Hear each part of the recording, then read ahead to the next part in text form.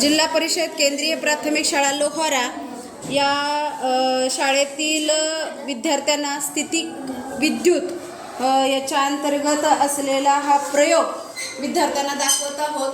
त्यासाठी प्रयोगशाळेमध्ये सर्व विद्यार्थी मी स्वतः उपस्थित आहे। या प्रयोगासाठी लागणारं साहित्य विद्यार्थ्यांनी आणलेलं आहे। फुगा, कागदाचे तुकडे आणि खोड रबर। तर सुरुवातीला आपल्याला पाहायचं आहे की हे जे खोड रबर आहे हे असं सुरुवातीला त्या कागदांजवळ नेल्यानंतर बघायचं की विदाऊट आपण केसांना न घासता कागदाचे तुकडे खोड रबरला लागतात का बघा बरे।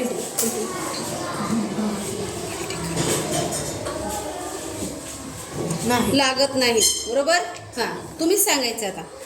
परंतु काय होईल नंतर?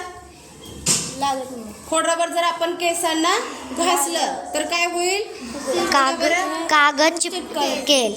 चिकटलं का? हो। बरोबर, छान, टाळ्या वाजवा। याचा अर्थ काय झाला की त्यानंतर फुगा पण आपण अगोदर बघायचे कागदाचे तुकडे याला चिकटतात का? नाही। त्यानंतर तो केसावरती घासायचा आहे। नाही चिपकलं नाही। बरोबर, नाही चिकटला। तर हा प्रयोग आज आपण या ठिकाणी पाहिलेला आहे। सर्व विद्यार्थ्यांना हा प्रयोगाचा आणि याचं महत्त्व समजलं ना? हो। गुणधर्म समजला? हो। ठीक आहे।